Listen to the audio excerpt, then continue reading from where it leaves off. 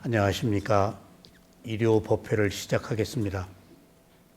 오늘 또 생명들이 사는 31개의 존재의 세계에 대해서 계속 말씀을 드리겠습니다. 존재의 세계의 생명들에 대해서 말씀드리기 전에 제가 요즘 쌍유타니까야 공부를 하면서 담마키티 스님이 이 쌍유타니까야를 주석서와 같이 해석한 내용을 녹취를 했는데 첫 번째 강의에 한번 우리가 짚고 넘어가야 될 부분이 있어서 오늘 그 얘기를 잠시 하고 본문으로 들어가겠습니다. 원래 팔리어는 부처님이 사용하신 언어입니다. 근데 마가다국의 방언이에요. 서민들이 쓰는 언어예요. 근데 문자가 없어요. 근데 크샤트리아인 붓다, 왕족인 붓다는 산스크리트어를 쓰셨어요. 근데 워낙 이분들이 공부를 하니까 서민들이 쓰는 방언도 팔리어도 아셨겠죠. 근데 그 팔리어를 쓰게 된 게 처음부터 쓴 게 아니고 자이나교가 팔리어를 썼어요. 그래서 자이나교의 영향으로 부처님도 팔리어를 사용하셨어요. 이게 자이나교가 훨씬 전에 생겼거든요. 근데 거기 영향이 많아요. 계율도 자이나교 때문에 다 만들어지고 탁발도 자이나교의 영향을 받고 그러니까 문화니까. 그런데 제가 엊그제 어느 코미디를 보는데 여자 코미디언이 히브리어를 한다는 거예요. 영어도 하고 히브리어도 하고. 그래서 같은 다른 코미디언들이 왜 히브리어를 하냐 물으니까 예수님이 하신 말씀이라는 거예요. 히브리어가. 예수님이 말씀하신 직접 원어로 바이블을 공부하고 싶어서 히브리어를 했다. 그리고 이제 히브리어를 조금 하더라고요. 정신이 바짝 났어요, 내가. 아니, 우리가 팔리어를 공부하는 게 그 사람이 예수님의 사용하신 히브리어를 원어로 이해하고 싶어서 했다는데 난 지금 팔리어 공부하고 있잖아요. 우리도 부처님이 하신 원어, 부처님의 말씀을 그대로 해석하고 이해하는데 팔리어보다 더 정확한 게 없거든요. 근데 더 재밌는 사실은 팔리어가 문자가 없기 때문에 암송으로 전해진다고요. 암송으로 전해지는 것은 변하지 않는데요. 문자로 전해지는 것은 변한대요. 문자는 바꿔 쓴대요. 그리고 한번 기록을 잘못해 놓으면 또 그것이 잘못된 것이 계속 오역이 진실로 통용되고. 근데 암송은 혼자 하는 게 아니잖아요. 단체로 한단 말이에요. 단체로 독송하기 때문에 그것이 바뀌지 않는다는 거예요. 다. 그러니까 그 미얀마 의식이 다 단체로 경전을 암송하거든요. 그 컨페션 참회 포살할 때. 근데 암송을 문자가 없으니까 하기 때문에 뜻이 정확하게 전달되었을 뿐더러 그 문자가 없어져 버렸어요. 팔리어. 사용을 안 해요. 그 시대에 마가다국의 방언이고 후대에 팔리어를 끊어져 버렸어요. 팔리어를 사용하는 민족이 없어요. 그러면은 부처님이 사용하시던 팔리어가 그 시대 그 문자 그 뜻으로 그대로 남았다는 거예요. 변하지 않고. 그러니까 오리지널 2500년 전에 부처님이 말씀하신 팔리어 뜻이 현재 우리들에게 그대로 왜곡되지 않고 전해지는 거예요. 그런 점에 있어서 이게 대단한 거네. 팔리어를 우리가 사용한다는 게. 그러니까 우리는 팔리어 몰랐잖아요. 근데 이 팔리어가 서양 사람들의 고어예요. 그러니까 시베리아 그 아리안족이 유럽으로도 가서 독일어, 영어, 뭐 불어 이런 쪽으로 파생되고 이쪽으로 와가지고 산스크리트, 빨리어로 이렇게 그 언어가 그렇게 내려왔어요. 그래서 아리안족이 그 범천, 브라우만, 성자라고 하는 아리안족이 원래 그 자기들 종족을 아리안족이라 그래요. 그냥 아리아니 성자라는 뜻이잖아요. 그런 의미에서 우리가 빨리어를 사용하고 있다는 것이 부처님의 목소리를 그대로 전해 듣고 있구나. 그런데다가 아난다 존자가 부처님의 사촌 동생이잖아요. 역대 25번의 모든 붓다는 똑같이 그 시자가 천재적인 머리를 가지고 있어요. 그리고 두 상수 제자를 줘요. 다 몇 가지 나무 밑에서 다 깨달아요 또. 그런 어떤 전통. 그리고 붓다를 출생하고 어머니는 다 일주일 내에 돌아가셔요. 뭐 그런 특징들이 있어요. 욕계 천상에 태어나시죠. 이제. 근데 사촌 동생인 아난다 존자가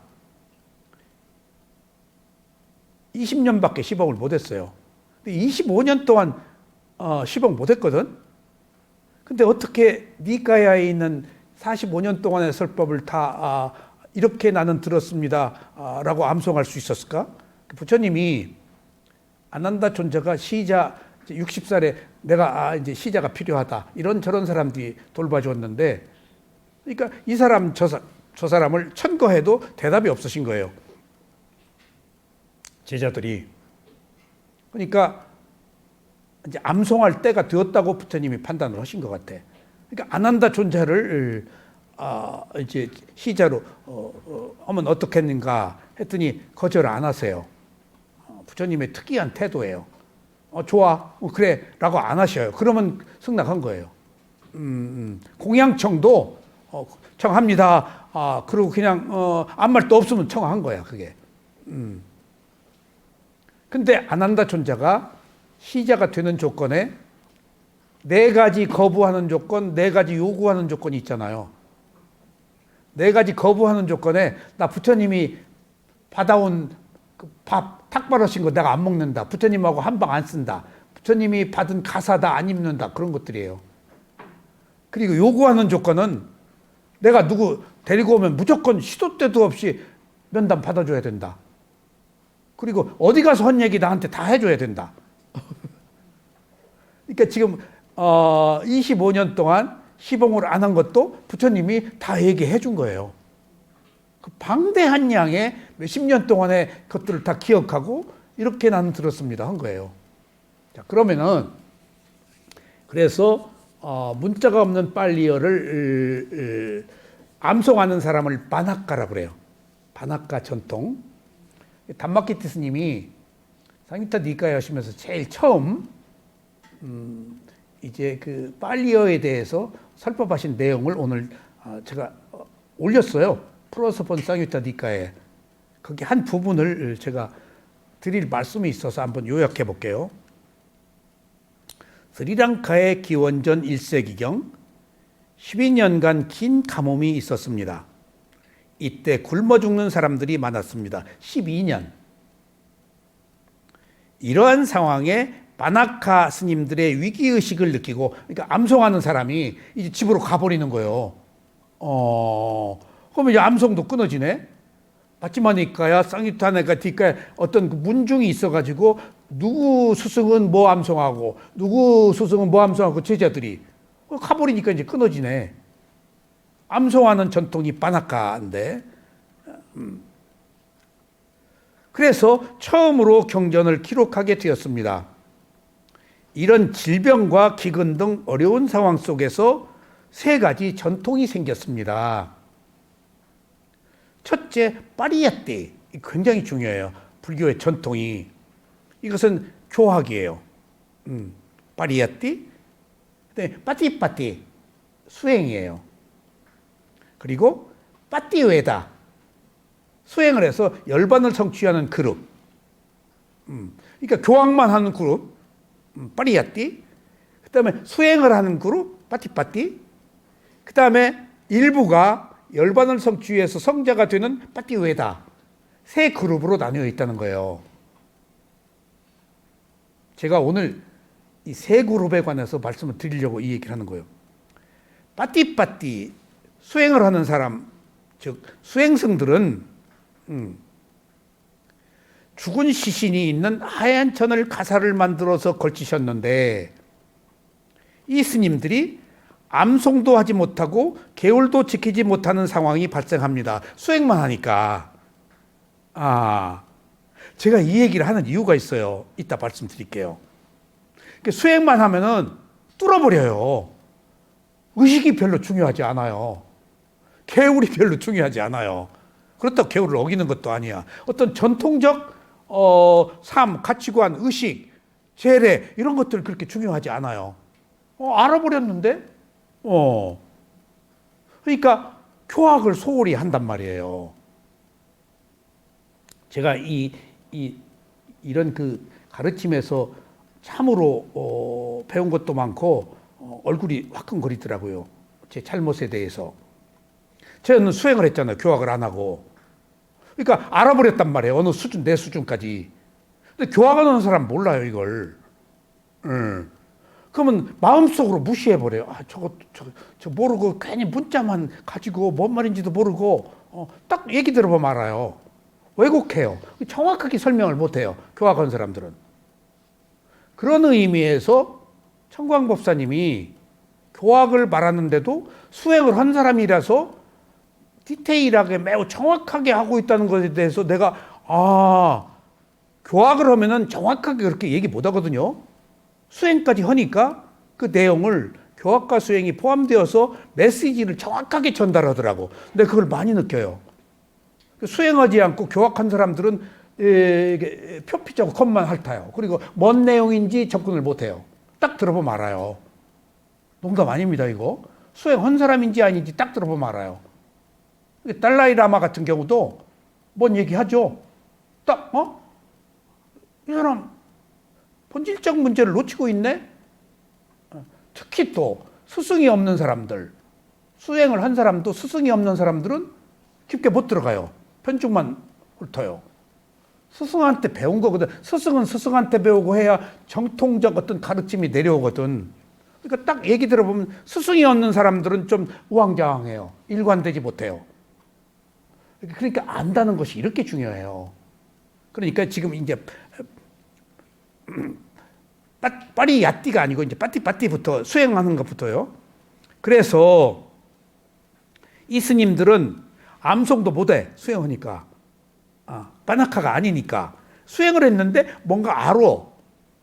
그러니까 이 사람들이 어떤 전통적 불교의 가치관에 대해서 그렇게 중요하게 생각을 안 해.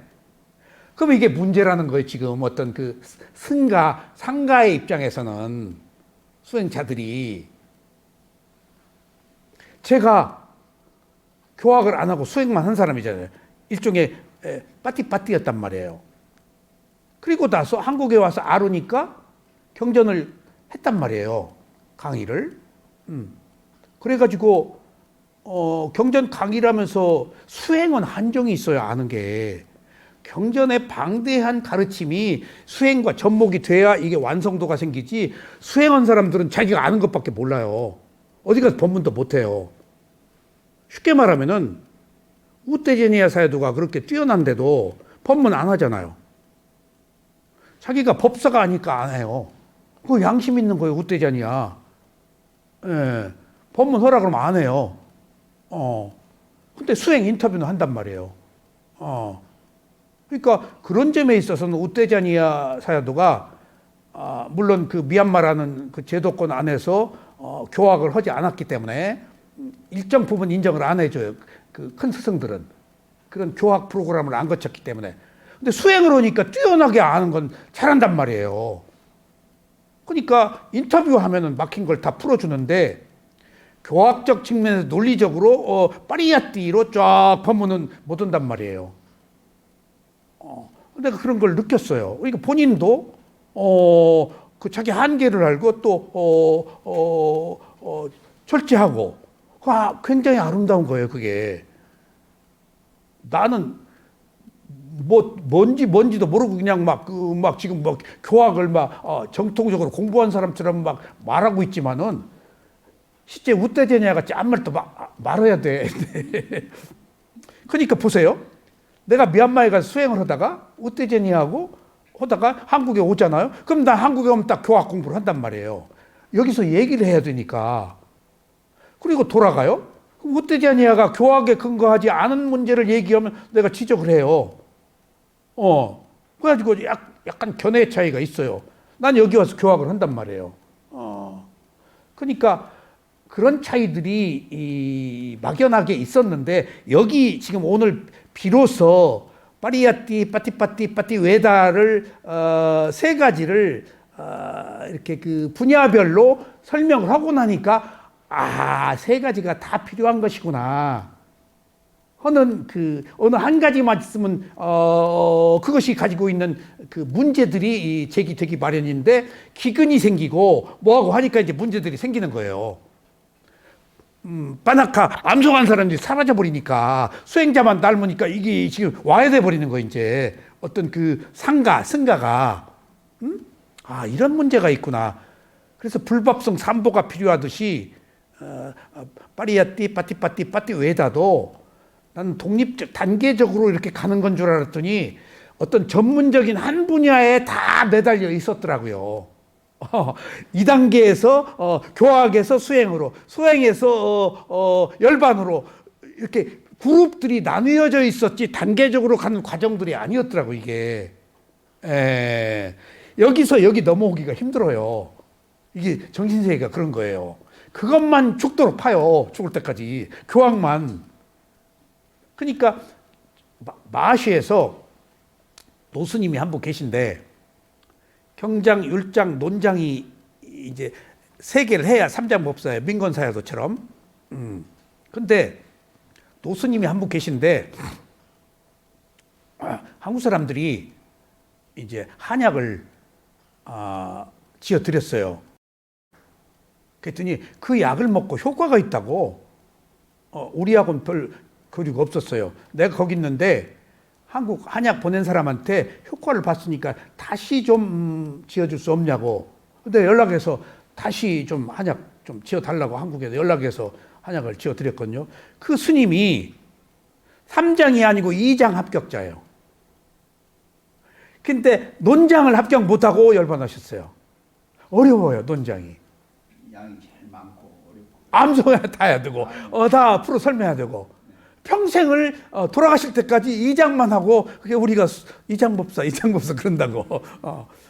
우리하고 교류는 없어요. 그분 공부만 하시는 분이야. 그래서 3장을 하기가 어려운 거구나. 그러니까 평생 교학 하나도 못 하고 죽는 거야. 거기 그래서 미얀마 단마짜리아들이 교학을 한 사람들이고 합격한 사람들이거든. 그러니까 그분들한테 수행을 요구한다는 것은 어느 측면으로는 무리한 요구일 수도 있어. 교학 하나도 다 안 돼. 근데 마시의 트레이닝을 받은 지금 법사들은 마시가 전국에서 수행자들 오잖아요. 그러면 거기서 똑똑한 사람들 뽑아요. 그 우또다나 스님도 그 중에 하나예요. 다른 다 자기 절들이 있어요. 근데 마시 오면 똑똑하면 싹 마시 법사로 뽑아요. 근데 부천의 우또다나 스님은 그 마시 법사들을 강의하는 교수예요. 그러니까 그 교학은 뛰어나죠. 근데 그분들이 수행할 틈이 없어요. 그거 하나. 그러니까 내가 그걸 몰랐는데 이제 큰 스승 없고 이제 법사들 인터뷰를 한단 말이에요. 친한 법사들이 있어요. 저하고. 뭐 농담도 하고 뭐 허물 없이 지내는 내가 나이가 있었으니까. 근데 큰 스승이 없으면은 법사가 우리 인터뷰를 해요. 통역은 한국 비구니가 하고. 그럼 내가 장난기가 발동해요. 쓱쓱 이상한 질문을 해요. 몰라요. 뭔 말인지를. 큰 스승하고는 함부로 그렇게 못해요. 다 알고 있기 때문에 쓸데없는 얘기를 못한단 말이에요. 그런데 내가 법사는 쓱 이 사람이 어느 수준인가, 큰 스승은 내가 어느 수준인가를 가늠할 이유가 없지. 감히 또 못 그러고. 근데 법사는 내가 한번 찔러봐. 아나 모르나. 그냥 일상적인 이야기는 우리 인터뷰 때 와서 옆에 와서 듣거든요. 인터뷰하는 요령을 배워요. 근데 이상한 질문들을 하기 마련이거든. 그건 딱 답변 못해요. 그래서 쓱 일로 찔러보면 딱 답을 못해요. 그래서 법사 수준은 수행을 안 했구나. 근데 당연한 거예요, 그게. 그런 전체적인 맥락을 우리는 이해를 못해요. 미얀마라는 곳이 어떤 곳인지, 불교가 어떤 식으로 교학과 수행이 어떤 식으로 운영되고 있는지. 근데 이런 글들을 통해서 파리야티 파티 외다가 한 독립된 하나의 어느 그 분야로서 그 영역들을 이루고 있는 거예요. 나는 단계적으로 이렇게 올라가는 줄 알았어. 물론 단계적으로 올라가죠. 단계적으로 교학하고 수행하고 열반하고. 근데 이렇게 패스하는 사람들이 없어요. 그룹별로 나뉘어 있지. 그게 현실이에요. 한번 들어보세요. 이게 수행자 얘기에 파티. 계율도 지키지 못한 상황이 발생합니다. 이제 인도에는 불교가 없어지고 스리랑카에 와서 기근이 생기니까 해체되기 직전이잖아. 각각의 그룹들이 이제 해체되기 시작하는 거야. 파리야티 파티 외다의 그룹들이. 계율도 지키지 못한 상황이 발생합니다. 수행만 하니까. 파티 외다들은, 그러니까 그 열반을 성취한 성자들은 말합니다. 수다원, 사다함, 아나함, 아라한들의 그룹입니다. 파티 외다는 여기에 대한 기록은 많이 없습니다. 일단 열반 들어가면요, 기록 없어요. 열반 얘기를 못 듣도록 돼 있어요.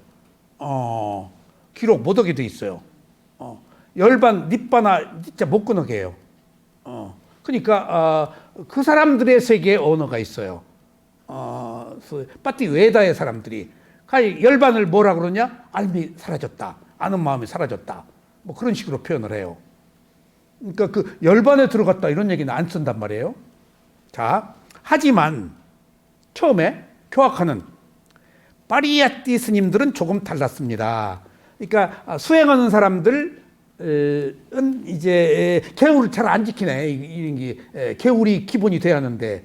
그다음에 파티 외다 열반한 사람들은 말이 없어버리네 이거. 말이 없어져 버려. 아라한테면 끝. 경전에 아라한 되면 그 말 없어. 그냥 왕기사도 아라한 되기 전에는 온갖 시를 쓰더니 아라한 된 데서 입을 딱 다물고 기록이 없어. 말을 필요가 없어. 다 알아버리니까. 뻔해 그것이. 모르니까 막 이러고 저러고 얘기하는 거야 솔직히. 그래서 뿐냐님은 수행을 해가지고 말이 없어. 지금 다 알아버리니까. 잘 모르는 뿐냐 짜리가 자꾸 말을 해. 그러니까 알면 말이 끊어지는 거예요 지금 이게. 그러니까 여기 파리야티 스님은 조금 달랐습니다.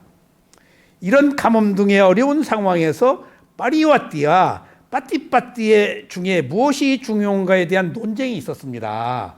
이제 그룹이 야 교학 암송하는 게 중요해. 수행한 사람 그 암송이 뭐 그렇게 중요하냐. 다 자기 잘난 체 한다고요. 농담 아니에요. 제가 여기서 저는 수행을 했기 때문에 교학한 사람들이 수행의 깊은 내용에 접근을 못하니까 일견 무시하는 마음이 있었는데 내가 부끄럽더라도 나도 똑같다. 수행 좀 한다고. 내가 여기 어떤 의식을 요구하지 않잖아요. 초파일날 등 하나 다는 거 한 번도 해본 적 없잖아요. 뭐 어떤 그 행사 의식을 내가 요구해요? 수행자는 그런 거 필요가 없거든요. 근데 사람들은 그 의식이 필요할 수도 있다고요. 어떤 전통적 가치니까. 또 아직 그 단계 안 갔으면은 자기 수준의 단계에서 만족할 만한 것들이 필요한 거거든요. 모두가 깨달은 건 아니잖아요. 나름대로 분야별 단계적 과정에서 필요한 어떤 요소들은 있는 거예요. 그걸 무시하면 안 된다는 걸 제가 알았어요. 그래서 승가라는 것들이 그렇게 분야별로 조직되어서 운영되어 왔어. 근데 그게 와해되기 시작하니까 전체가 없어져 버리니까 이제 문제가 도출되는 거예요. 뭐 이게 큰일 났다. 서로 잘난 체만 하고 자기 것이 옳다고 주장만 하니까 이런 문제가 있었구나.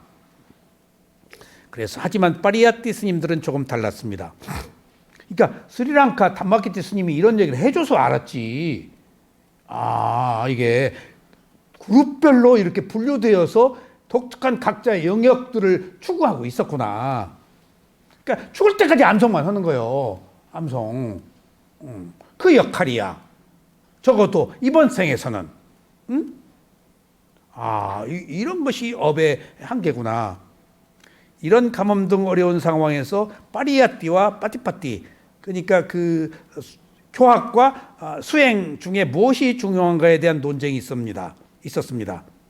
파티파티 스님들은,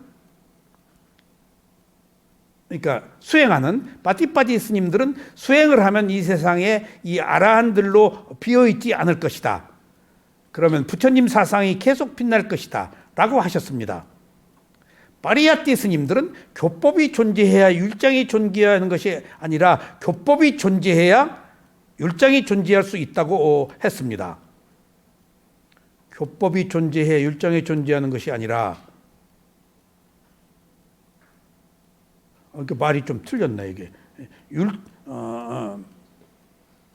율장이 존재해야 교법이 존재하는 것이 아니라 교법이 존재해야 율장이 존재할 수 있다고 했습니다. 그래야 맞겠네. 파리아티 스님들은 비유를 하나 들어서 설명했습니다. 그러니까 파리아티가 교학, 태양이 뜨면 빛이 오듯이 태양이 없으면 빛을 볼 수 없습니다. 이게 엊그제 제가 옹달샘 글 하나 썼는데 담마키티 스님이 원래 이 우주는 어두웠다. 암흑이었다. 그러니까 원래 우리는 무명이야. 근데 암흑에 별이 생겼잖아. 항성이. 빛이 왔잖아. 그러니까 암흑과 빛이 함께 있는 거야. 암흑은 우리의 그 무명, 본디의 어리석음이고 빛은 우리들의 지혜구나. 근데 한강이 5.18 광주 사태에서 학생들이 총을 맞고 처참히 죽어 있는 모습도 봤고 암흑이지, 어둠이지. 근데 그 사람들을 위해서 헌혈을 하려고 줄을 쓴 걸 보고 거기서 아름다움을 봤다는 거예요. 그러니까 이 세상은 어둠만 있는 게 아니고 아름다움이 있구나라고 그 한강이 노벨상 받은 것이 암흑에서, 어둠에서 어둠만 보지 말고 별을, 밝음을, 지혜를, 아름다운 것을 추구하라는 의미로, 그러니까 이 고통만 보지 말고 고통을 승화하는 지혜, 저 별빛, 그것이 우리들에게 새로운 메시지라는 거예요. 그러니까 해원 상승이야. 어떤 아픔, 상처의 어둠에 머물러 있지 말고 빛을 보고 그걸 향해서 삶의 아름다움으로 살자는 거야. 이렇게 암흑만 있는 게 아니다. 시각을 바꿔라. 근데 우리가 네거티브이면 어두운 것만 보잖아. 부정적으로. 자꾸 걱정만 하고 쓸데없이 만들잖아. 빛을 보라는 거야. 땀마의 빛을, 지혜의 빛을. 뛰어넘어 버리면 빛이잖아. 어떤 현상을. 원인과 결과라고. 올 것이 왔을 수밖에 없다고. 그거 다 똑같이 죽는다고. 늦게 죽나 빠르게 죽느냐의 차이일 뿐이지. 어떤 마음가짐을 갖는 게 중요하지. 지금 우리가 이 세상의 성공이라는 것이 부귀, 영화, 지위, 명예 이거 아니에요. 어떤 마음을 갖느냐예요. 그 어떤 마음이 지혜예요. 그 빛이에요. 그게 무명이 아닌 밝음이에요. 무명은 어리석음이잖아요. 그러니까 이제 그 얘기예요. 태양이 뜨면 빛이 오듯이 태양이 없으면 빛을 볼 수 없다. 경전을 잘 지키면 계율을 지키고 깨달음을 얻을 수 있다. 그러니까 계율부터, 경전부터 경전 없으면 안 된다. 그러니까 파리아티 스님들의 얘기예요. 교법을 지키기 위해서 노력해야 된다. 그래서 거기서 깨달음을 얻을 수 있다라고 하였습니다. 파티파티 스님들은 결국 파리아티 스님들을 인정하고 교학의 보존에 힘을 쏟을 수 있게 되었습니다. 그러니까 수행한 사람들이 수행만 알다가 뭐 그 교학 하다가 불법성 삼보가 계승되는 과정에서 수행만으로는 유지되기 어려우니까 어떤 교학이 먼저 바탕이 되어야 그것을 기초로 수행도 할 수 있으니까 그거 놓고 본다면은 보세요. 제가 미얀마에 수행을 할 때 부처님이 깨달음을 얻은 니까야에 있는 전통적 가치에 근거한 스승들의 가르침을 받았잖아요. 난 교학 안 배웠거든요. 책을 못 보게 해요. 뚫으라고. 그리고 얘기도 못 하게 해요. 다 모르고 얘기하니까. 근데 수행을 했단 말이에요. 근데 내가 교학 없이 수행을 한 게 아니고 나를 지도한 스승들이 하나같이 아비담마 논장에 근거해서 지도를 해요. 다 논장에 있어, 그 얘기들이. 특히 미얀마는. 예. 그러니까 미얀마는 수행의 나라고 논장의 나라거든요. 스리랑카는 교학의 나라고. 나중에 담마키치 스님 얘기를 들어보니까 스리랑카는 다 없어졌잖아. 미얀마에 가서 개를 받아가지고 또 왔어. 담마키치 스님도 미얀마의 어느 스승의 계보로 받아가지고 온 스승의 계보더라고. 그리고 미얀마는 스리랑카는 교학의 나라인데 미얀마에 마시 전통하고 빠티타라마 전통 두 가지가 있다는 거, 수행 방법이. 또 그렇게 상호적으로 교감하고 있었구나. 큰 틀 안에서.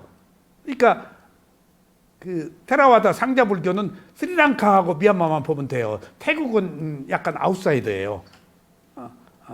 그러니까 의례적인 그 어떤 그 형식적인 그런 쪽에 좀 치우쳐져 있어요. 생활 불교식으로. 전통적 불교의 가치관은 스리랑카는 니까야, 미얀마는 율장하고 수행, 논장하고 수행. 그 얘기예요. 수행만 하면은 법문을 못 한다. 근데 미얀마 수행은 아비담마가 같이 어우러. 그러니까 완벽해. 제대로. 그러니까 수행이지만 아비담 교학이 접목된 수행이라. 그러니까 아비담마에 근거해서 다 가르친 수행이라서 그렇죠. 아비담마 할 필요 없다는 거예요. 내가 아비담마 보면은 내가 다 들은 이야기들이 거기 있어. 야, 대단한. 그러니까 아비담마 논장으로 법문을 해주고 인터뷰를 해줬기 때문에 이해가 빨랐던 거야. 논리적으로. 수행을 하면서 하나도 내가 의심을 안 했다고. 다 진실이고 내가 체험하고 증명을 해. 그러니까 그 한 이야기를 내가 체험으로 증명하고 이것이다라고 내놓아, 스승들이. 근데 틀린 말이 하나가 없어. 그것 내가 또 체험하고 있고. 그러니까 그냥 그 조건들이 딱 맞은 거예요. 내가 수행을 할 조건이. 내가 체험하지, 제대로 된 법문 듣지, 제대로 된 수행을 경험한 스승들이 또 수행을 하지. 그 바탕이 또 아비담마 논장이지. 야, 그러니까 불법성 삼보, 파리야티 빠띠 외에다가 미얀마에 그 조건들이 다 완성되어 있더라고요. 내가 대단한 그 환경에서 수행을 했으니까 그나마라도 내가 이 수준으로 조금이라도 내 수준으로 알 수 있었구나. 밑도 끝도 없으면 몰라요. 그걸 내가 다른 데서 다 경험했어요. 여러 수행했잖아요. 밑도 끝도 없어요. 근거가 없어요. 이거 자체가 문제가 있어요. 스승이 없는 것, 그 다음에 교학이 없는 것, 수행이 없는 것. 그러니까 불법성 삼보가 함께 이렇게 되어서 균형을 이룬 수행은 불교밖에 없어요. 뭐 어쩌고 저쩌고 하면 철학적으로 뭐 한데 깊이가 없어요. 해탈이 없고 어느 일정 수준에 머무는 것이지 이렇게 완전히 괴로움을 해결하는 문제까지 가는 곳은 부처님 가르친 바 불법성 삼보밖에 없어요. 자, 그래서 파리야티 스님들의 교학을 얘기 듣고 빠띠빠띠 스님들도 인정했다는 거예요. 계율은 보여주기 위해서 있는 것이 아니고 본인의 수행을 위해서 있는 것입니다. 청정도로대 보면은 떠돌면서 수행을 하는 투타행을 얘기할 때 네사 지랑가가 나오는데 아무나 가서 잠을 자지 않는 것입니다. 투타행 하더라도 아무 데서는 안 잔다. 법구경을 보면 짜꾸빨라 스님이 절대 눕지 않고 수행을 했습니다. 어느 날 투타행 스님 두 분이 어디를 가시다가 방을 얻어 잤습니다. 한 스님은 앉아서 수행을 하는데 한 스님은 아무도 보이지 않아 누워서 잤습니다. 사람들이 보이지 않는다고 자는 것은 바른 투타행이 아닙니다. 아침에 일어나서 다시 투타행을 받고 다시 시작했습니다. 투타행은 본인이 지킬 수 있으면 해야 하는 것이고 사람이 보고 보지 않고는 중요하지 않습니다.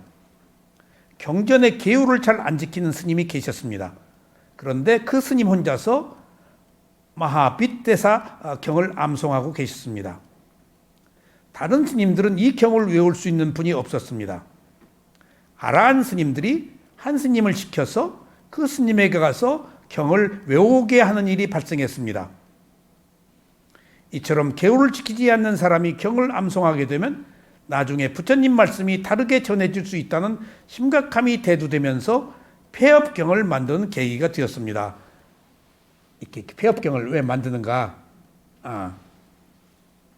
스리랑카에 있었던 이 12년간의 가뭄을 바미니 띠사야라고 합니다. 바미니 띠사야.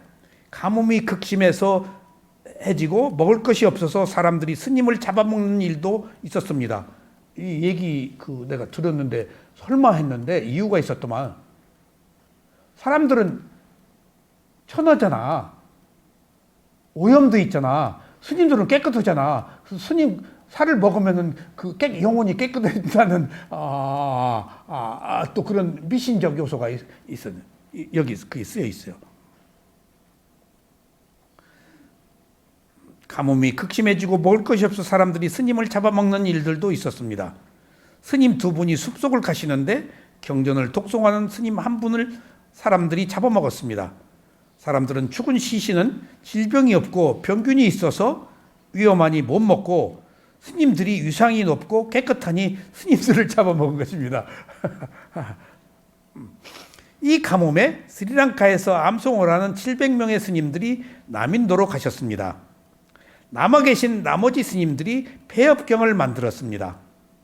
이런 파리야띠 빠띠빠띠 빠띠 외다의 어떤 그 상가가 기근에 집에 가버리니까 이제 불교가 와해돼 버리는 거예요. 남인도로 가버리고. 그러니까 이제 남아 계신 스님들이 폐업경을 만들었습니다. 야자수입이거든요. 나뭇잎에 글자를 쓴 것이 아니라 글자 하나하나를 새긴 것입니다. 나뭇잎에다. 쓴 게 아니고 못 같은 걸로. 음각을 한 거예요. 나뭇잎이기 때문에 무릎 위에 놓고 새겼으며 선정을 얻은 분들만이 새길 수 있었습니다. 아무나 못 새겼대요. 왜냐하면 경전을 외우지 못하면 쓸 수가 없기 때문입니다. 선정을 해야 암송, 빠나까 그 전통으로 글자와 글자 사이에 간격 없이 새기는 글자였는데 글자를 새기고 나서 글자가 제대로 쓰였는지 알 수가 없었습니다. 다 새기고 나서 다시 그 위에 물감을 칠하면 그때서야 글자가 드러나 알 수 있었기 때문입니다. 나뭇잎에 그냥 쓰면 쑥 구멍이 나기 때문에 무릎 위에 올려놓고 한자 한자를 정성을 다해 새긴 것입니다. 스리랑카에 남은 스님들이 12년간의 가뭄이 끝날 때까지 폐업경의 경전을 기록하였습니다. 싱할리어로 빨리에는 문자가 없으니까 경전 새기는 스님들이 먹을 것이 없어서 신도들이 공양 준비를 하는데 자신들의 허벅지 살을 잘라 요리를 만들어 폐업경을 쓰시는 스님들께 공양을 올렸다는 이야기도 있습니다. 가뭄이 끝나고 인도로 갔던 700명의 스님들이 돌아오셨습니다. 그 700명의 스님들이 스리랑카로 돌아와서 폐업경에 쓰인 경전과 스님들이 암송한 경전들을 비교했는데 글자가 한자도 틀리지 않았다고 합니다. 이렇게 어렵게 지켜온 경전은 미얀마, 태국, 라오스 등으로 전해졌고 이런 빨리어 경전이 지금 한국에까지 와서 우리가 공부하고 있습니다. 끝까지 조금 읽어봅시다.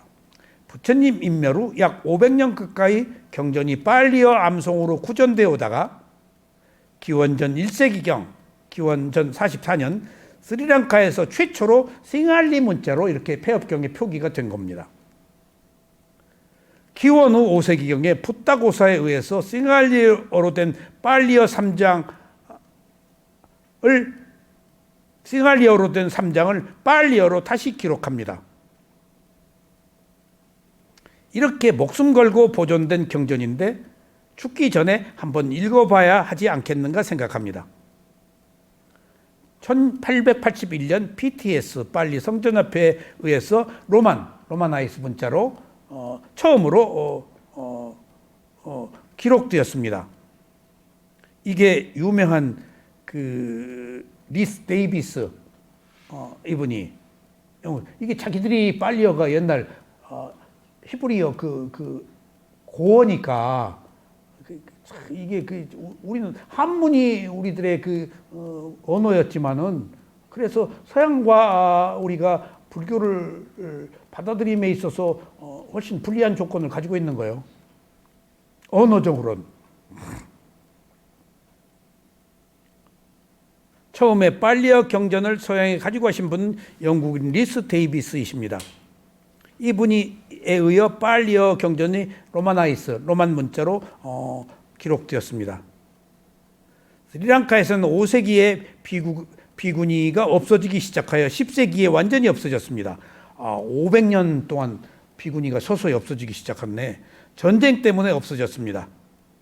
18번의 식민지 생활을 했는데 15번은 인도 식민지였기에 힌두교 전통에서 여자를 낮게 보는 카스트 제도의 영향을 받았습니다. 이때 인도 왕이 30년간 나라를 지배했습니다. 그리고 15세기경에 서양 식민지 생활을 했습니다. 모이면 죽이고 때리고 해서 스님들이 모일 수가 없었습니다. 15세기 이후 스리랑카에서 불교 연구가 없어졌습니다. 불교가 스리랑카에서 다시 살아난 계기는 18세기 후기에 있었던 빠나두라 논쟁이 있었습니다.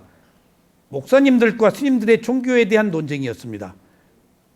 그 당시 불자가 된다는 것은 목숨을 건 일이었습니다. 불자는 아이도 낳지 못하고 목숨도 푸지 못했습니다. 여자들. 아이를 낳으면 엄마의 젖을 잘라 아이가 젖을 먹을 수 없게 했습니다. 불교 공부한다고. 그래서 아이들이 죽게 되었습니다. 젖을 못 먹이니까. 공부를 하지 못하고 학교도 다니지 못했습니다.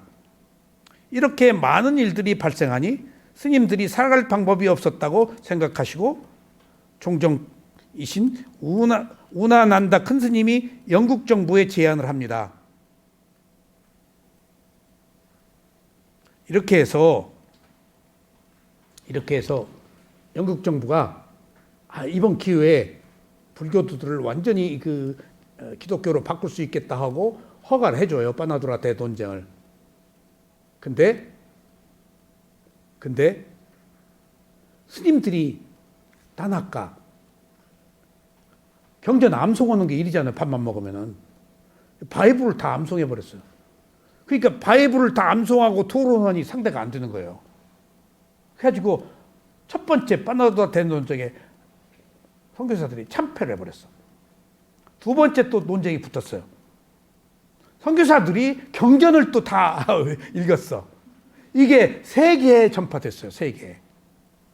그래서 서양 사람들이 불교에 관심을 갖기 시작해. 들어보니까 이게 이런 진리가 있네. 영어로 다. 영어로 다. 그런데다가 재밌는 얘기는 세계에서 가장 담론을 즐기는 사람, 이야기하다가 날 새는 사람, 끝이 없는 사람이 스리랑카 사람들이에요. 해학적이고 담론을 즐기는데 당할 수가 없대요. 그 사람들 말에. 그런데다가 부처님 말이 녹아 있잖아. 부처님 말보다 더 위대한 말이 어디 있어. 한마디만 넣어도 별 볼 일 없는 문장에 부처님 몇 줄만 넣어도 문장 전체가 살아버리는데, 책이 살아버리는데, 최고의 가르침이잖아. 제3의 시각이고 있는 그대로 보는 거고 옳고 그름이 없고. 뭘로 당해 이걸. 아는 사람은 안단 말이야. 혼돈에 빠져서 출구를 찾는 사람들은. 그래서 서양 사람들이 그렇게 불교를 믿게 된 거예요. 파나도라테 논쟁 때문에. 그래서 불교가 거기 스리랑카에서 다시 착근을 뿌리를 내린 거예요. 그때 다 기독교로 떠났던 사람들이 논쟁을 통해서 다 돌아오고 그런 역사적 과정들이 있었습니다. 아셨죠? 제가 오늘 이 얘기를 한가 하면 이 글을 제가 정리해서 옮기면서 나는 그 빠띠빠띠 그 수행을 위주로 했기 때문에 파리야띠를 정식으로 배우지를 않아서 교학에 대한 어떤 그 일종의 그 가벼움을 느꼈는데 지금 이렇게 상유타 니까야를 교학을 공부하면서 내가 한계에 있는 수행의 그 깊이가 더 풍요해진 것 같아요. 더 탄탄해지고 교학이 바탕이 되니까. 수행은 저울로 잘났다거든. 저울로 이게 교학이 바탕이 이루어지니까 나홀로 잘났다가 없어진 것 같아. 그리고 폭넓게 이해가 되고. 그래서 불법승 삼보 파리야띠 빠띠빠띠 외에다가 각각 그룹으로 영역도 있지만은 함께 공존할 수 있어야 되겠구나. 나름대로 수행을 하더라도 교학하는 그 중요성을 존중해줘야 되겠구나. 그리고 기회가 나면 교학도 하고, 그런 그 필요성을 느꼈습니다. 그래서 이것 때문에 오늘 서두에 잠시 말씀을 드렸습니다. 자, 지금 얼마나 됐죠? 46분. 네, 지난 시간에 31개의 존재의 세계는 보이는 세계보다 보이지 않는 세계가 더 많습니다. 그런데 우리는 보이는 세계만 있는 줄 아는데 실제 우리가 보이는 세계는 인간과 축생입니다. 지옥 못 보죠? 악귀 아수라 못 보죠? 욕계천상 색계 무색계 못 보죠? 우리가 하나도 못 보는 거예요. 하나도. 그러니까 우리가 내가 아는 것만 전부라고 생각하지 말고 내가 보이지 않는 세계, 모르는 세계도 있다. 그래야 내가 삶에 있어서 고단하지 않은 삶을 살 수 있다. 왜? 보이지 않는 세계가 왜 그렇게 중요해? 보이지 않는 건데 윤회하기 때문이에요. 내가 글로 간다고요. 거기서 왔고. 그러니까 나와 무관한 게 아니라고요.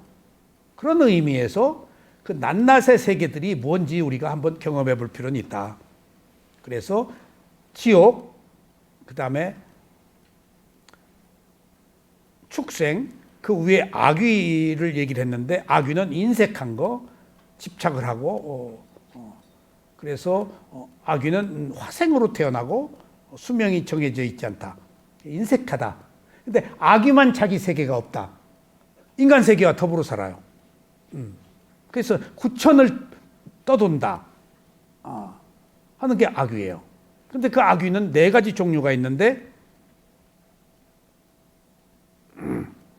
밀란다 팡아, 미란다 왕몽경에 따르면 악귀는 4가지 부류가 있는데 먹는 대로 토하는 판다시카스, 먹는 대로 토해. 배고프고 목이 마른 쿠피사시노. 그러니까 이렇게 목구멍이 길고 이렇게 들어가는 게 짧아가지고 먹을 수가 없대요. 거친 거 못 먹는데요. 먹으면 토하고 또 먹을 수도 없고 그래서 이제 스님들이 바루를 씻어서 이렇게 더러운 곳에 살고 깨끗한 곳에 못 살아요. 아기는 그 인색한 과보가 그러니까 그걸 바루를 씻어가지고 이렇게 그 하수구에다 이렇게 할 때 아기 먹으라고 준대요. 그러니까 하면 덩어리는 못 먹으니까 바로 씻은 밥물은 있잖아. 구멍이 그렇게 작대 또 어느 아기는 거기 모여 있대 그렇게 먹으려고. 뭐 그런 의도로 바로 씻은 물도 아기 먹으라고 거기다 준다는. 그러니까 우리가 꼬시래 할 때 곤충도 먹으라 하잖아. 그런 것처럼 스님들이 바로 씻어서 하는 물도 아귀 공양으로 그렇게 주인다는 얘기를 들었어요. 그 다음에 다른 사람들의 보시에 의해서 먹고 사는 파나뚜 파지비노, 이게 바나다투 파지비노가 4가지 종류의 아기 중에서 우리 조상이 죽어서 공덕이 전해질 수 있는 것. 유일하게. 이게 예외는 있다는 거예요. 존재계가 31개가 인간과 차원의 소통이 안 돼. 그리고 위에서 아래는 봐도 아래에서 위에는 못 봐. 위에서는 보인대, 아래가. 우리가 어린아이 보면 다 아이고 이놈 다 알듯이 어린애는 어른의 마음을 모르잖아. 그런 것처럼 정신세계이니까. 근데 이 바나다투 파지피노만 받아먹을 수 있다는 거예요. 근데 내 조상이 바나다투 파지피노가 되었다고 했을 때만 전해지는데 공덕이, 그럼 거기서 감면되기, 수명이 정해져 있지 않으니까, 아귀는 지 업대로 사니까. 근데 조건이 있어. 이 아귀가 원해야 돼. 원하지 않으면 안 해. 그러니까 살아생전에 속색인 놈이 저 돈 벌게 해달라고 뭐 공양 올리고 하는 것은 괘씸해 죽겠네. 이놈 새끼 나한테 살아생전에 효도 안 하더니 그러고 허무 전해지지 않는데, 그것도 의도야. 그런 예외적 존재가 있어요. 그 다음에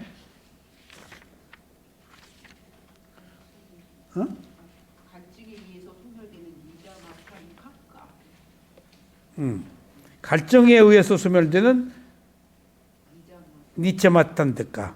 그 다음에 사람들의 보시에 의해서 먹고 사는 바라다투 파지피노. 그 다음에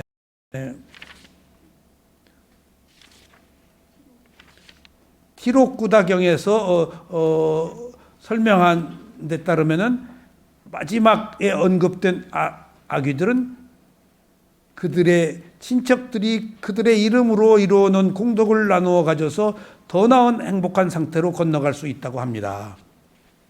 그래서 아귀가 분명히 있다는 것, 3가지 종류의 아귀 중에 한 종류만 우리들에게 전해질 수 있다는 것, 그것이 아귀에 대한 것입니다. 스승들이 아귀 얘기 많이 합니다. 인색하게 굴지 말아라. 특히 쇠오미 사야도한테 제가 많이 들었어요. 인색하게 굴지 말아라. 그리고 쇠오미 사야도 생신에 한국 수행자들이 뭘 공양을 좀 올리고 싶다고 그랬더니 뭘 드릴까요 했더니 법보시 책을, 그래서 돈 내가지고 막 책을 이렇게 쭉 쌓아놓고 미얀마 사람들 다 미얀마어로 된 책 나눠 주시더라고. 그 다음에 이제 아귀예요. 아수라.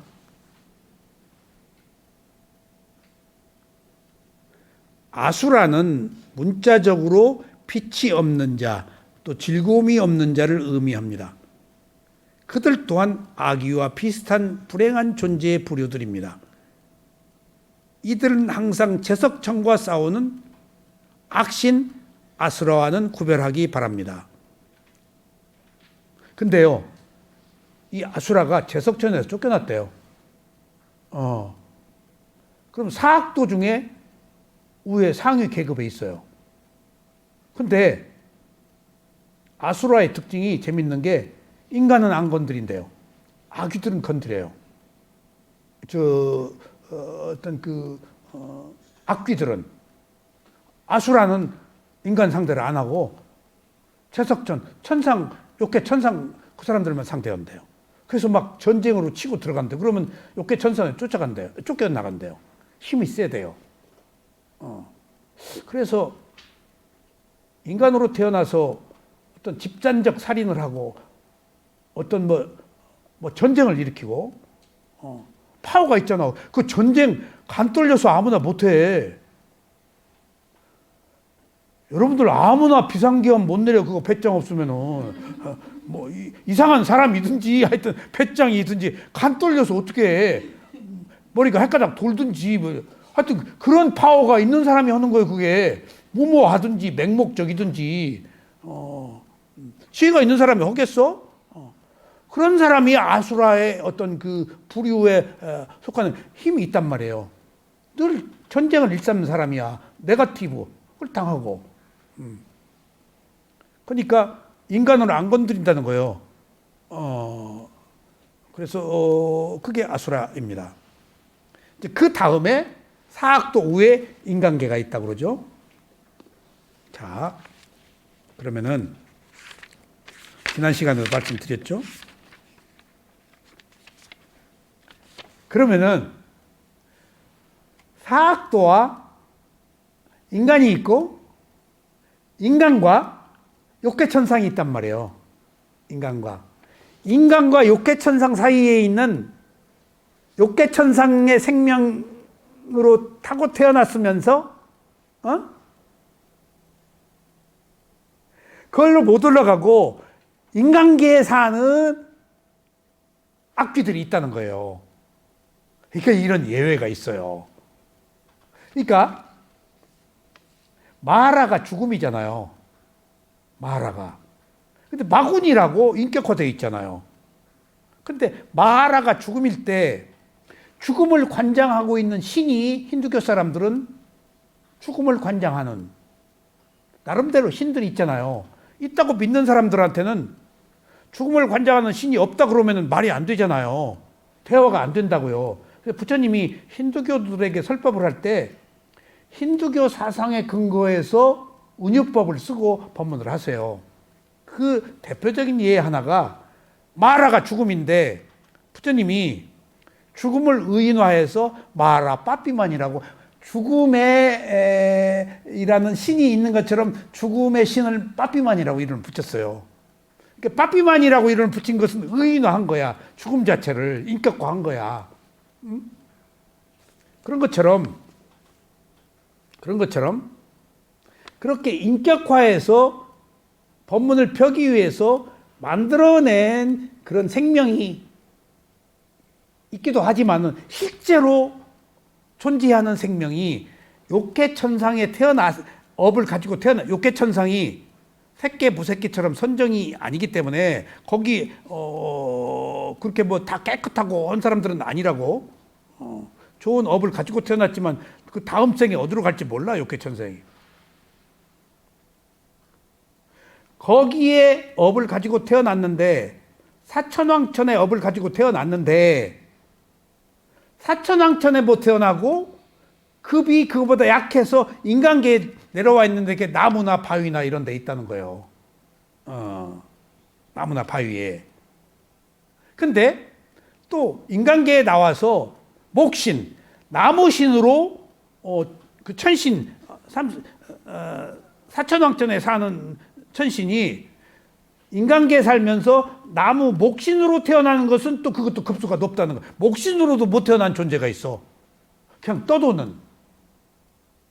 그래가지고 부처님의 법문을 듣고 그 기록이 다 나와. 법문을 듣고 목신으로 돼버려.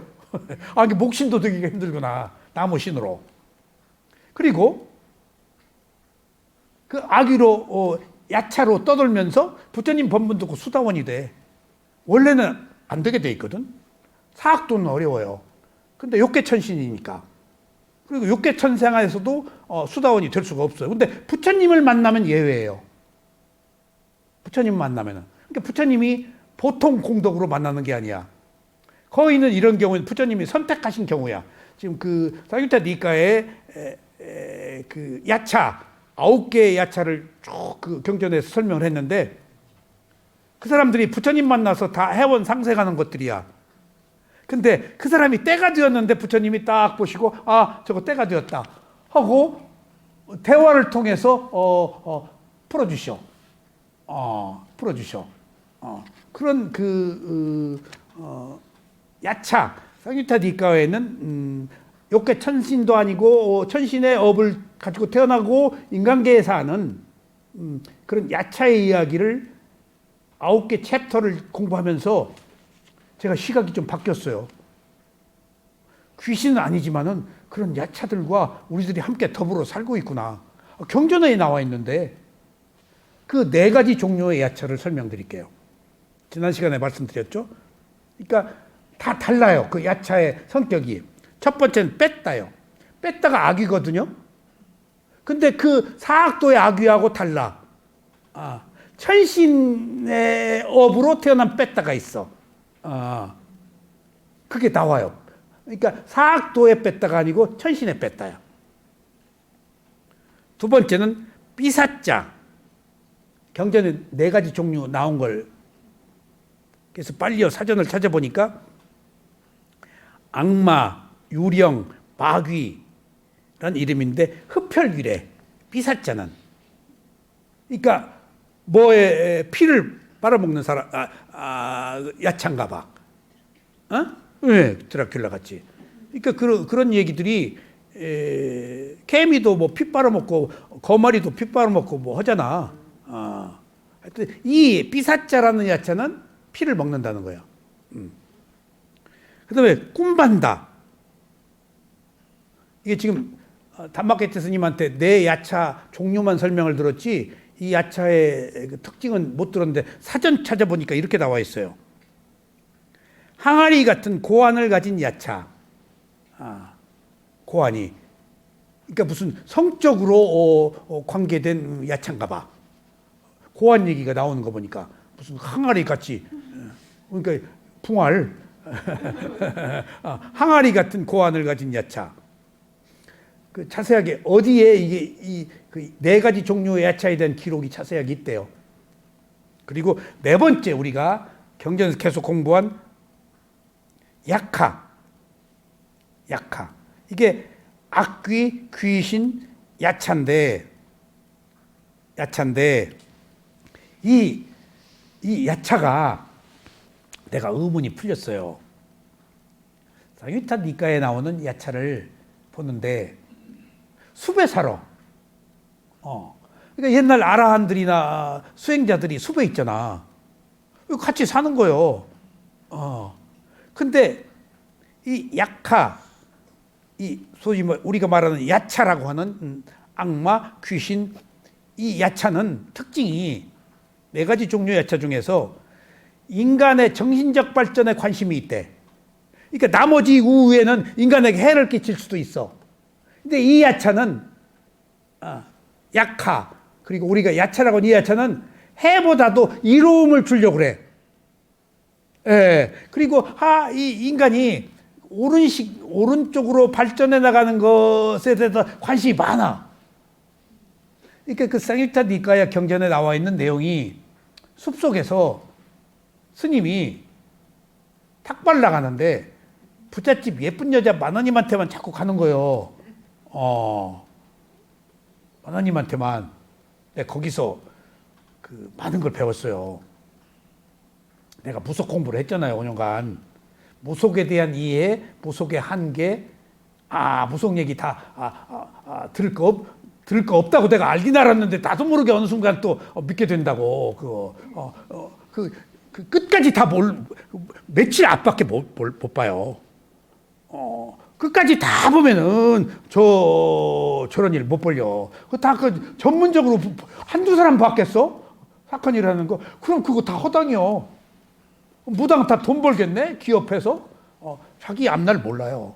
그리고 며칠 뒤에 모르는 거예요. 가벼운 것 몇 장면만 탁탁 보지. 너무 속지 마세요. 근데 그걸 어떻게 알았는가 하면은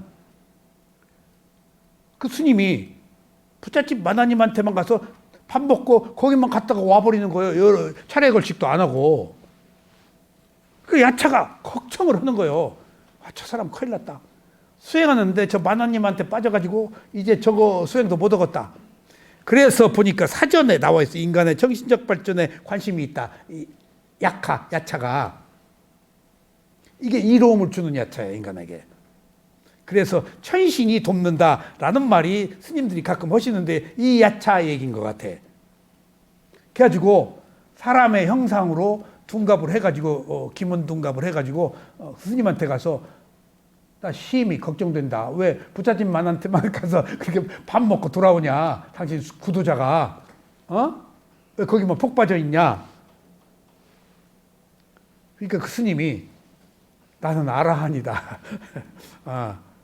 나는 거기서 오라고 그래서 공양청을 해서 먹고 올 뿐이지 거기 무슨 뭐 감각적 욕망을 가지고 거기 기대는 게 난 그런 거 다 떠난 사람이다.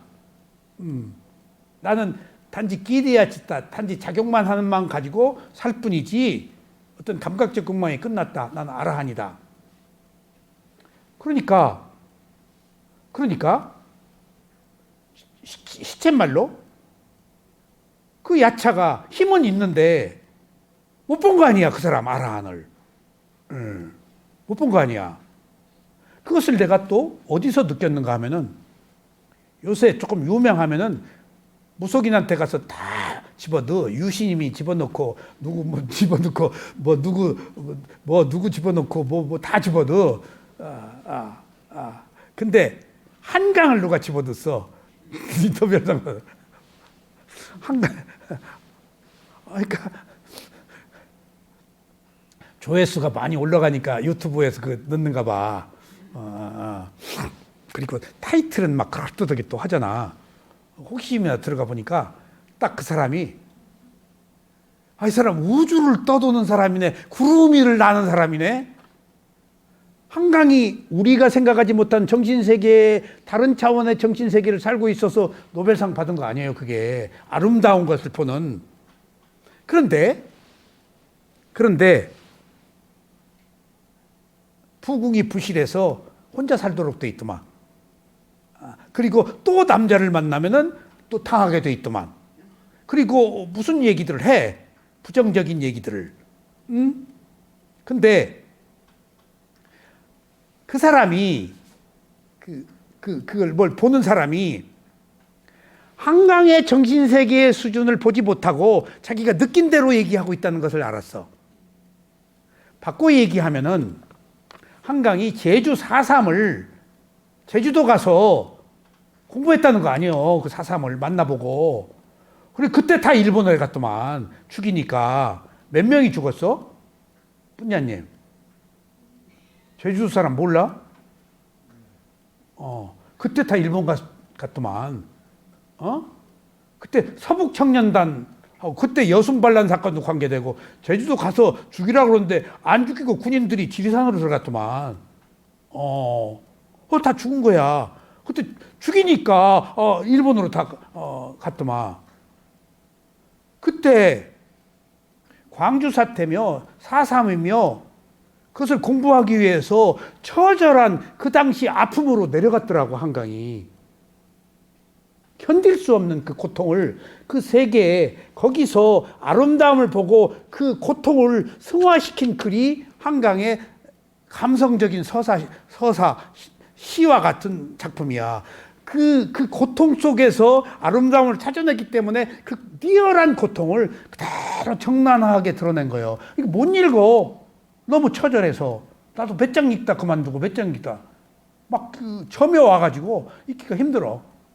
어떤 사람은 3권 책을 읽으니까 조금 이제 한강의 마음을 접근할 수 있겠다고 그러더라고. 그러니까 그런 것들이 그 고통 속에서 그 고뇌 속에서 이겨낸 거야. 그리고 글로 승화한 거야. 원망하지 않고 분노하지 않고 아름다움 쪽으로 회원 상승시킨 거야. 복수한 게 아니야. 그것을 그 고통을 극복하게 한 거야. 그 인류의 노벨이 한강을 상을 준 게 아니고 한강이 노벨의 권위를 높인 거예요. 어느 의미로는. 인류의 새로운 메시지예요, 이게. 고통 속에 사는 사람들의 하나의 새로운 삶의 형태야. 나는 그걸 왜 느끼냐? 부처님 가르침이 녹아 있어요, 한강에. 예. 부처님 가르침이 유일한 메시지 아니야, 출구잖아. 한강이 그 출구의 메시지를 알고 있어요. 회원 상생의 아름다움으로 모든 것들을 놓아버린 원한 분노로 복수가 아닌 승화로. 그러니까 죽은 자가 온 거야. 제주도 학살 자한자가 풀려가지고 원한이 풀려서 온 거야. 풀어준 거야. 이게 소년이 온다가 죽은 자가 온 거야. 풀어준 거야. 그러니까 그 동섭이 엄마가 자기 아들한테 너 이제 천국에 가서 이제 한 풀었으니까 친구들하고 잘 놀아라. 한강이 풀어줬다디 한. 엄마도 풀어줬어. 그 상처, 그 아픔을 보듬고 이해해주고 쳐져 들어가니까 자기가 공감대가 형성되잖아. 누가 자기를 알아주면 기분 풀리잖아. 그런 개원상생. 그러니까 내가 이제 이 얘기를 왜 하는가 하면은, 한강이 이런 사람들이 가지고 있는 정신 수준이 하는 레벨이 높은 정신 수준을 가지고 있는데, 뭘 보는 사람이 구름 위에 나는 것은 맞췄는데 처절한 고통 속에서 빠져 헤매고 있는 것을 제대로 풀이를 못 하더라고. 그래서 자기가 선택해서 작품을 위해서 그 세계로 내려간 거거든. 고통의 세계로. 그러니까 그게 바로 죽어있는 자의 시신도 보는데 헌혈하기 위해서 줄을 쓴 걸 보고 고통만 있는 게 아니고 저 아름다움도 있구나 하는 데서 희망을 찾았다는 거 아니야. 한강이 고통만 있는 게 아니고 어둠 보지 않고 밝은 것을 또 봤다는 거 아니야. 그것을 어느 신부님이 또 얘기를 하셨더라고. 대전 그 신부, 김대건 신부, 이렇게 집안 신부가, 우리는 어둠만 본다. 근데 별을 봐라. 한강이 별빛, 아름다운 것을 보게 했다. 그러니까 그 아름다움이 우리 수행이에요. vipassana요. 지혜고, 긍정적인 것이고, 부정적인 거, 함께 있어요. 근데 부정적인 것을 우리가 끌어안을 이유가 없어요. 근데 부정적인 것을 끌어안는 것은 내 성향이야. 내 성향이야. 그쪽에 아직 연이 있어서 끌어안는 거야. 그게 의미가 없다고 하면 툴툴 털고 밝은 것만 봐. 내가 요새 느끼는 것이요. 세상에 시간이 많은 줄 알았더니 얼마나 시간이 없는가. 시간에 이렇게 옹달샘 글 쓰고 운동하고 시간이 이렇게, 제가 지금 며칠 혼자 끓여 먹고 있는데 아침 먹으면 또 점심 먹으면 저녁, 하루 종일 먹다 이렇게 시간이 없구나 인간이. 이렇게 시간이 없네. 그런데다가 원고 쓰지, 수행하지, 운동하지, 이거 하려니까 시간이 금쪽이네. 시간이 금쪽이네.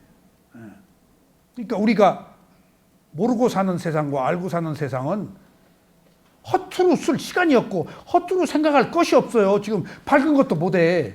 왜 어두움에 초점을 맞추고 부정적인 생각에 이거 밝음도 제대로 못 보면서 이것 쪽에 자꾸 선택해서 이 밝음으로 살자고. 부정적인 것은 있어. 항상 누구에게나 병영군 항상 있어.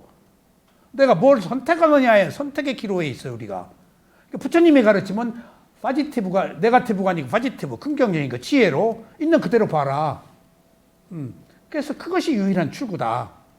옳다 그러다 하지 말고, 좋다 싫다 하지 말고. 좋다 싫다 하면 내가 마침표를 찍은 거 아니야.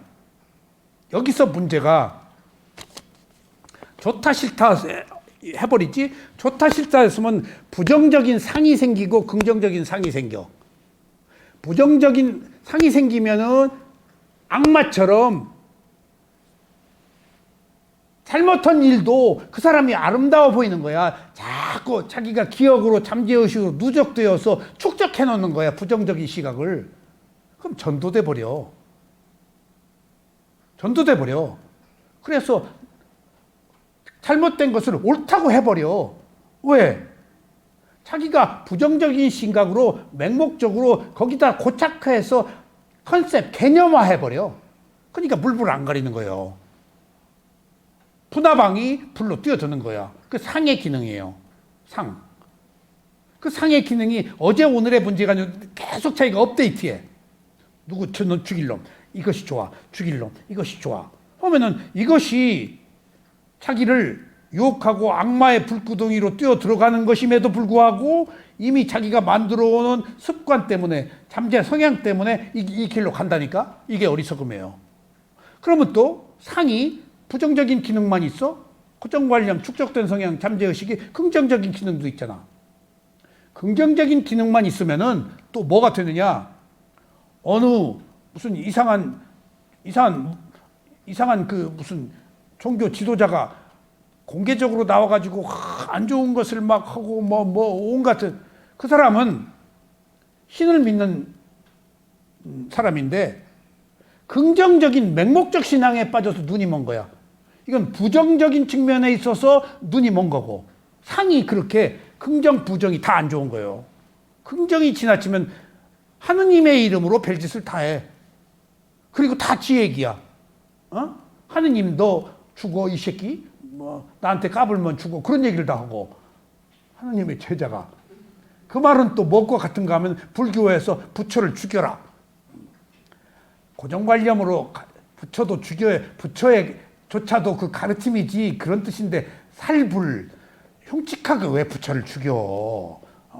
곤충도 죽이지 말아야지. 그러니까 극단적으로 그렇게 맹목적으로 그렇게 말할 수도 있다니까? 그거 위험한 거예요. 위험한 거예요.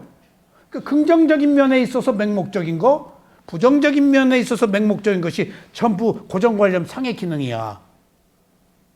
그럼 우리는 늘 그런 끊임없는 새로운 이미지를 살고 있는데 그런 고통에서 벗어나기 위해서 부처님이 제시한 게 뭐지? 있는 그대로 보라는 거예요. 옳다 그러다. 옳다 그러면 긍정적인 맹목적. 그러다 그러면 부정적인 어떤 극단에 빠지니까 두 가지 중에 하나를, 두 가지를 다 가지고 있어. 극단적인 거. 감각적 욕망과 극단적 고행을 우리는 다 가지고 있어요. 똑같아요, 에너지가. 다른 줄 알아요? 이쪽에 갔다가 이쪽으로 가고, 이쪽에 있다가 이쪽으로 가고. 왔다 갔다 시계추처럼. 중립이 없어. 있는 그대로 보는 중간이 없어. 옳다 그러다 하지 않는 게 없어. 불교의 가르침만 있어요. 옳다 그러다 하지 말아라. 있는 그대로 봐라. 그래야 비로소 제대로 볼 수 있다. 그 뒤에 옳다 그러다 하면 돼. 지혜가 나서. 근데 자기 선입관으로 아주 식견이 낮은 단계에서 옳다 그러다 하면은 자기 주관적 견해일 뿐이지 객관적 견해는 아니다고. 그 길, 그 메시지를 부처님이 제시해 준 게 있는 그대로 보는 거예요. 그걸 땀마라고 그래요. 그걸 법이라고 그러고. 그걸 진리라고 그래요. 법이 있는 그대로. 그걸 사자 진리라고 그래요. 옳다 그러다 없잖아요. 그래야 거기서 무상고무화가 나온다. 그런 출구가 부처님의 가르침밖에 없어요. 있는 그대로 보라는 게 부처님의 가르침밖에 없어요. 뭘 또 성취하라고 그러고 옳고 그름을 선택하라고 그러지. 선택하지 말라고 그러는 건 부처님 말씀밖에 없어요. 하나의 일어나고 사라는 연속적 현상일 뿐이니까 그냥 놔둬라. 조건이 성숙되어서 그에 합당한 결과가 있을 뿐이다. 원인과 결과가. 이것이 우리가 인간으로 살아가야 되는 최고의 메시지입니다. 그래서 인간과 욕계천상 사이에 뺐다, 삐사자, 꿈만다, 약하 이 세 가지 종류의 야차들이 있는데 더불어 있다. 보이지는 않는다. 근데 해를 끼치는 야차도 있고 약하, 우리가 야차라고 하는 것은 인간의 정신적 발전에 관심이 있어서 우리를 이롭게 하는 야차도 있다. 그래가지고 몇 번 이 말씀을 드렸지만 단막기태 스님이 악마, 야차라고 하는 것이 뭐와 같냐? 뭐와 같다고 그랬지? 올림픽 금메달 받은 것이 야차다. 그래서 내가 딱 무릎을 쳐 말됩니다. 예. 그게 사람들은 귀신이라고 그러는데 탁월하고 특별하고 내가 가끔 그 말도 이제 안 써야겠어요. 부처님이 너무나 뛰어나잖아. 모르는 게 없고. 그래서 내가 입버릇처럼 야 부처님이 귀신 같네. 그 귀신 거기다 붙이면 안 되거든. 내가 말하는 모든 능력이 있고 귀신 같은 것이 야차가 그렇게 힘이 있다는 거예요. 야차가 귀신 같은 애.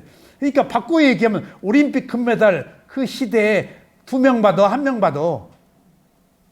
그 시대에 그때 그 장소에서 딱 1명밖에 못 받는 것이 제정신이면 받겠어?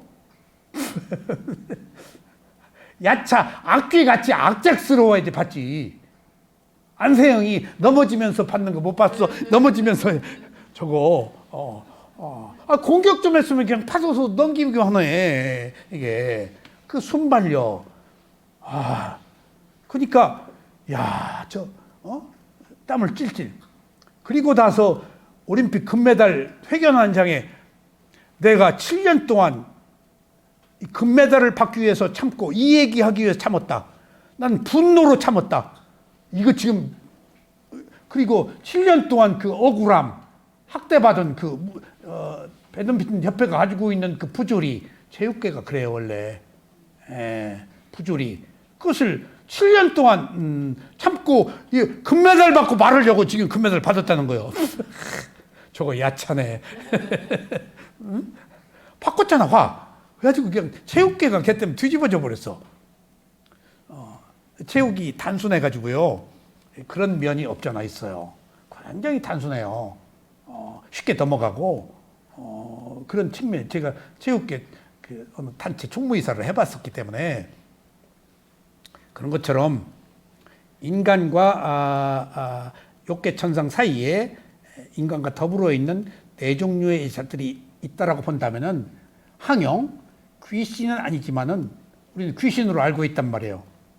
단막기트 스님한테 그걸 귀신과 같은 거 아니냐? 귀신이란 거 그거 붙이지 말래. 귀신하고 다른데. 그럼 뭐로 붙이냐? 야차라고 그러래. 뺐다라고 그러래. 여기 비사자라고 그래. 다르다는 게 그 귀신하고 우리가 알고 있는 그렇게 부르라는 거야.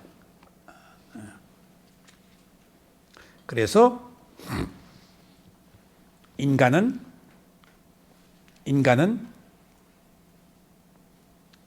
고통과 기쁨이 모두 혼합되어 있습니다.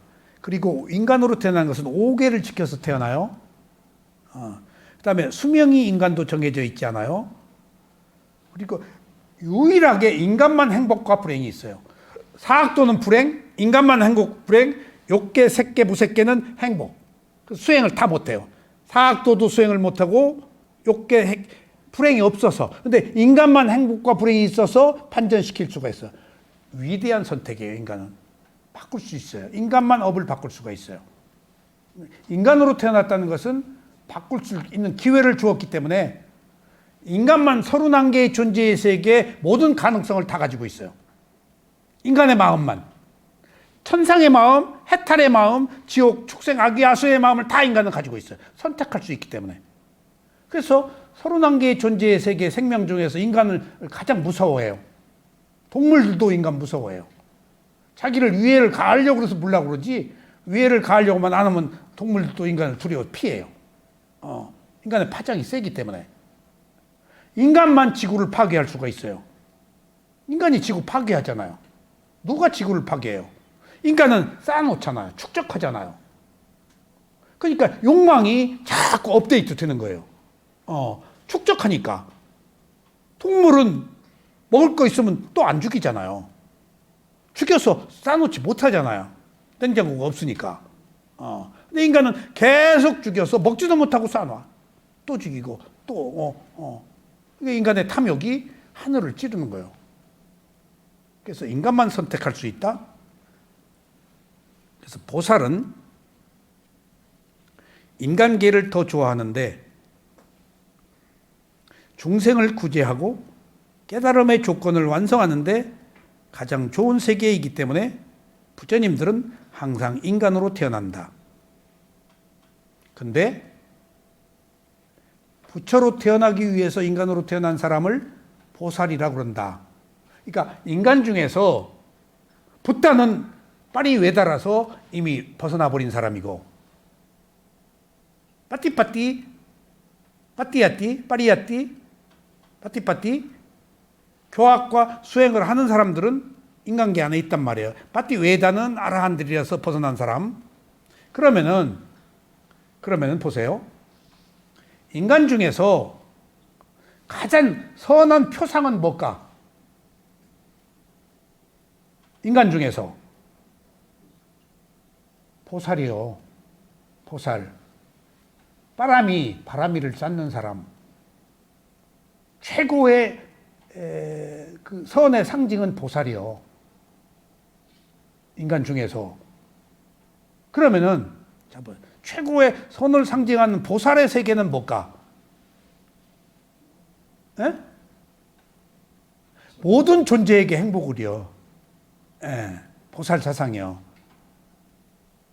모든 존재에게 행복을이라는 보살 사상은 어느 종파, 어느 종교에서 가르침으로 삼고 있어? 대승이에요. 전부 대승 보살 사상이에요. 이거 분명히 알아야 돼요. 그 선종이에요. 보살 사상이에요. 바람일 공덕만사 수행 안 해요. 근데 부처님은 빠띠 외다 아니야. 그러면 아라한들은 벗어났잖아. 보살 사상은 인간 세계에서 여기 보살이 나오잖아요, 지금. 보살은 인간계를 더 좋아하는데, 보살이 인간의 최고의 정신적 상태인데, 보살이 추구하는 것이 바람일 공덕을 쌓아서 모든 생명들에게 행복을 인데, 깨달음을 얻는 빠띠 외다, 붓다, 아라한들은 어떤 존재에게 행복을 이지? 인연이 있는 생명에게 행복을. 그러니까 모든 존재에게 행복은 보살 사상이고, 불교의 가르침은 인연이 있는 사람에게 행복은 깨달음의 세계고, 그 차이를 구별하자고요. 그게 테라와다, 마하야나의 차이예요. 보살 사상은 깨달음이 아니에요. 거기 아라한이 없어요. 그렇게 그다지 인정 안 해. 있긴 있어도. 그러니까 부처님 뒤에 보살도 아라한 그릴 때 막 창을 든 사람 막 투구 쓴 사람 막 뭐 수염난 사람 막 이상 아라한이 왜 그렇게 흉측한 모습으로 그렇게 뭐 전쟁도 마다하는 사람을 그려놔. 아라한을 이해를 못하기 때문이야 그게. 그러니까 보살 사상과 아라한은 인연과 모든 존재의 차이예요. 그러면 인연이 있는 생명에게 인연이 있는 존재라고 안 해요. 인연이 존재라 그러면 뭐가 들어가지? 나가 들어가 버려. 존재라 그러면은 몸과 마음이 존재라 그러면 나 누구? 너 나. 근데 부처님의 가르침에서는 몸을 존재로 내 몸이라고 볼까 봐서 4대 구성 요소로 봐버려. 마음을 내 마음으로 볼까 봐서 무상으로 봐버려. 마음을. 실체가 없는 것으로 봐버려. 존재라는 것 때문에 내 몸, 내 마음이라는 자아가 생길까 봐서, 변하지 않는 어떤 특수한 상황으로 갈까 봐서, 그것을 집착하고 소유하려고 할까 봐서, 이게 불교의 가르침이에요. 그러니까 모든 존재에게 행복을, 이 존재가 들어갔잖아. 그런 의미에서 보는 이놈은 무엇고, 보는 이 놈자가 존재예요. 존재가 너무 안 돼. 보는 이 대상은 무엇까? 라 그러면 거기서 무상고부화가 나오는데 존재가 딱 들어가면 존재가 만들어져 버려. 나가. 이게 함정이에요. 그러니까 고로 생각한다. 나는 존재한다. 데카르트 철학이 서양 철학이 있잖아. 나는 생각한다. 고로 존재. 생각이 존재. 그것은 존재를 긍정하는 거야.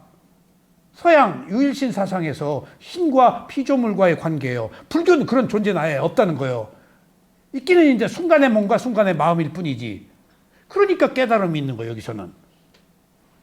그러니까 그 깨달음이 인연이 있는 자에게 행복이 가는 거고, 인연이 없고 아직 계속 존재, 유신견, 어떤 집단적 사고의식을 형성하고 있으면 윤회하지. 윤회에 벗어나는 것은 존재가 없다, 나라고 할 것이 없다 해서 집착이 끊어져야 윤회가 끝나니까. 그러니까 이것은 몸과 마음에 대한 소멸이야. 탐진치의 소멸.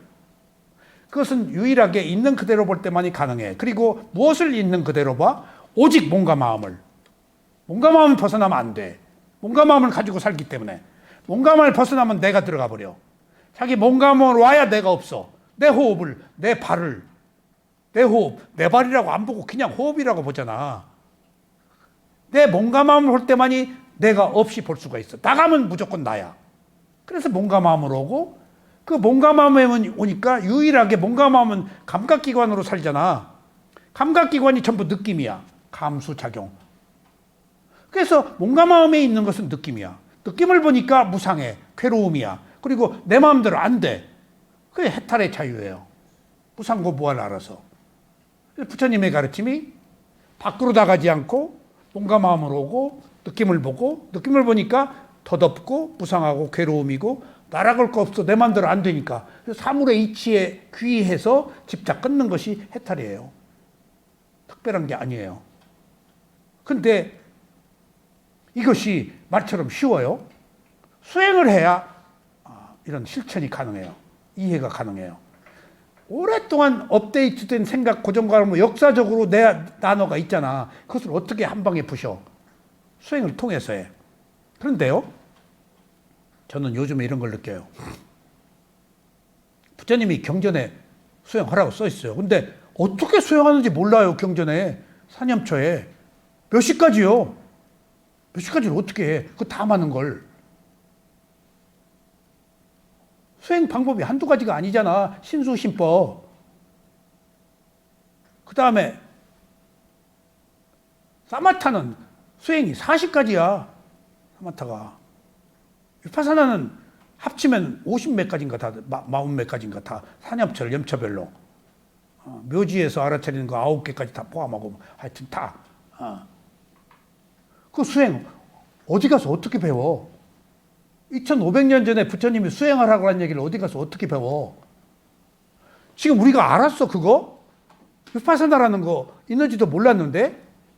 그 위파사나를 어디 가서 어떻게 배워? 있어도 사람들이 안 배우는데,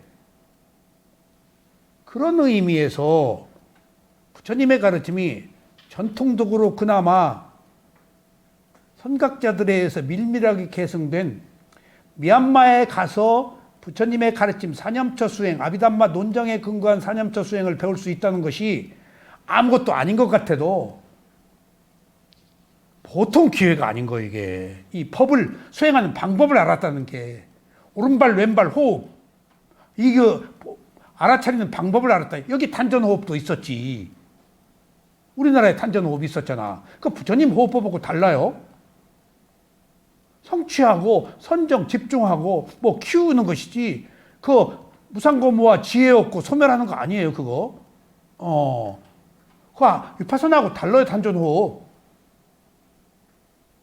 전혀 달라요. 패러다임이 달라요, 위파사나는. 얻으려고 그러니까 위파사나는 얻으려 않고 있는 그대로 보잖아요. 이 방법을 어디 가서 배우냐고요. 그런 의미에서 길은 항상 있어요. 근데 우리가 찾지 못해서 그렇지. 미얀마에 그게 있다고요, 스승들한테. 정말 이걸 몰라서. 그러니까 이게요, 내가 미얀마 가서 이 수행을 배울 수 있었다는 것이 정말 천재이루의 기억규나. 어디 가서 이 수행을 배우냐고요, 그 스승들한테. 제가 쇠오민에 가서 쉬운 5살에 갔는데, 쇠오민 사야도 87세 됐을 때 3년간 이 수행, 40번 수행 한국에 다 가져간다. 다 가져간다. 그 몇십 명 비구 중에 40번 수행을 한 사람이 딱 한 명밖에 없어. 우대전이야. 나 거기서 또 놀랐어. 다 40번 수행 몰라. 인터뷰도 안 해. 그러니 쇠오민 사야도가 이거 한국에서 다 가져간다. 한국에 가져간다. 나 우쭐했어. 그리고 그 우대전이 없었으면 또 못 배웠어. 쇠오민 사야 87세니까. 간간히 인터뷰는 했지만은, 핵심적인 것은 지도를 받았지만은, 응? 그러니까, 야, 이게 아슬아슬한 거네. 거기서 40번은 수행 배울 수 있었다는 것이. 그러니까, 어느, 아라한 절이라고 가보니까, 막 폐허가 돼 있더라고. 막 굉장히 큰 절인데, 그래서 물어봤더니, 제자가 한 명도 없대. 그럴 수 있냐? 그럴 수 있대. 그리고 닥터사야도 마하시, 닥터사야도 아세요? 우수난다. 닥터사야도가 나한테 책을 하나 주더라고. 한국에서 출판사 하고 있다니까 이거 번역하라고. 그래서 뭐라고 하시는가 죠. 이게 굉장히 위대한 스승인데, 큰 스승인데 제자가 없대. 그래서 이 책 번역하면은 제자들이 출판 계약 그런 거 이제 시비 걸 사람이 없으니까 번역하라고. 그래서 내가 딱 물었어. 이렇게 위대한 스승이 제자가 없대. 인연이라는 것이 꼭 제자가 있어야 되는 거 아니구나. 인연이 닿으면 있고 없으면 말고, 구도자들이 꼭 이걸 계승하고 뭐고 낱낱의 각자의 업이기 때문에 그거 그냥 자기 인연 따라 수용하고 마는 거예요. 자기 수준으로 어느 상태까지 가고 마는 거야. 꼭 이걸 전해야 되겠다, 어때야 되겠다 하는 거 욕망이에요. 그리고 전해야 되겠다고 해도 안 생겨.